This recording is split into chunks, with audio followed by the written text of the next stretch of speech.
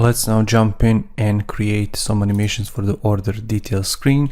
Before I do, Control S, just so that I can save our project.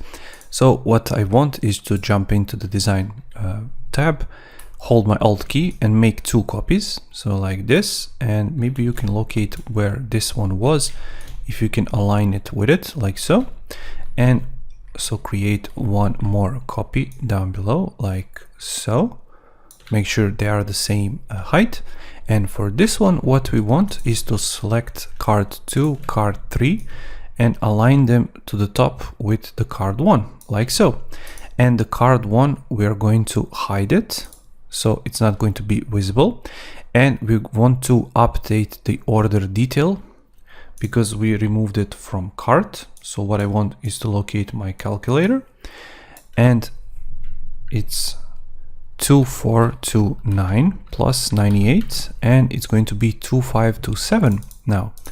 So like this, 2527, because the price updated because we removed one item from the cart. So what we want right here is to remove this Oslo house chair from here. So I simply want to remove it like so, and double click 0 on my keyboard to lower the opacity to 0. And what I want right now is to try and animate them. So I will go to prototype, I will click on this card, drag it down to here, and what I want is drag, auto animate, easing ease out, and let's see how that looks like. So hit play, drag it like so, and as you can see, it removed it from this screen. Now what we want from this screen to down is we want to animate the entire screen. So just click on the name of the artboard, click right here, drag it down. What we want is time, because when we dragged it right here, we want to wait a bit and then go right here to this screen. So delay, what we want is maybe 1 second.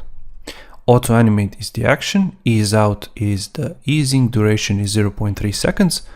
And finally, what we want is click right here, proceed to payment, go to this screen. So tap, because the background is the same, we want to use the tap, auto animate maybe, and payment, and just let's see how that looks like. So click on this first one, click play.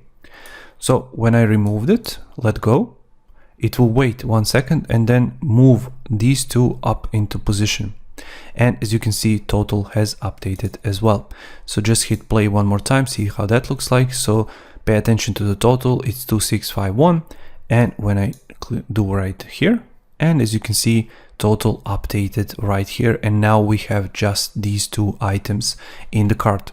One more thing, we could design this function. So when you click on the arrow and you can choose, so for example 2 pieces, 4 pieces, 5 pieces, something like that, the price will update right here in the total. But we're not going to do this because the client was more interested about how this is going to work. So once again, click right here, hit play, and as you can see, drag, remove them, total updated, proceed to payment, and as you can see, we are now on the payment screen.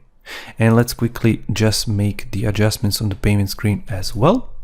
So click right here, and maybe we want to jump into the design tab and make a quick copy. So move it down below like so, because what we want is to remove these drop shadows from the first screen. So on the credit card, you can choose BG and simply hide the shadow.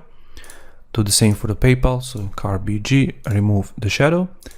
And right here on the second one, we want to remove the shadow from the PayPal because the client wants to pay by the card. So here is how that looks like.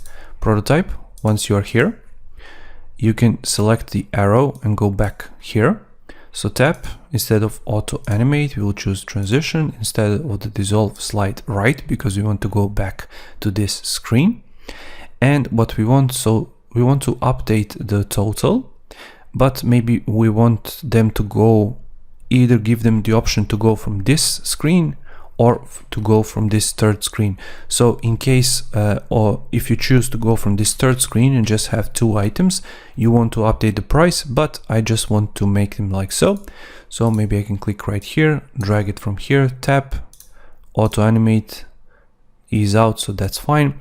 And finally we want to choose the card and then jump back to here, and this card is selected, make a payment, and what we want is for them to go back to the home screen, for example. So it's going to be transition, dissolve, ease out, and duration is going to be 1 second because we want to wait a bit before we do that. And finally, one final change is to this button, because they cannot select it before they selected their payment method. So it's going to look the same as these other buttons that we designed before. So finally, let's see how our animation looks like. So let's jump in from order details, click right here to hit play, proceed to payment. We are here, so the price is the same. As you can see, they cannot click make a payment before they make a selection. So when you click right here, this background shadow will appear, and now they can make a payment. They can click right here, and when they paid, it can take them back to the home screen. Now, one final thing that we want to do is click right here. You can propose a time trigger between this and this, so you can create another copy of this screen, making go from here to here using time trigger, and then from it back to home screen using this dissolve selection. And maybe we want to make it a bit bigger, so 2 seconds, see how that looks like. So when you're here, I can hit play, hit make a payment, and as you can see, 2 seconds takes for it to go back to this screen. So it's really easy, it's really simple. As you can see, just make those changes. And I just want to quickly check this. So ease out, duration, maybe it's 1 second, and just check that out, see how that looks like. So when they click on the card, it takes 1 second for this background shadow to appear. Maybe you can even create a frame around this card just to indicate a bit better than it's selected, but I think this background shadow works quite well with our overall design. So in the final video, we are going to jump into store locations and the menu, and I'm going to show you those bits as well. So I'll see you there.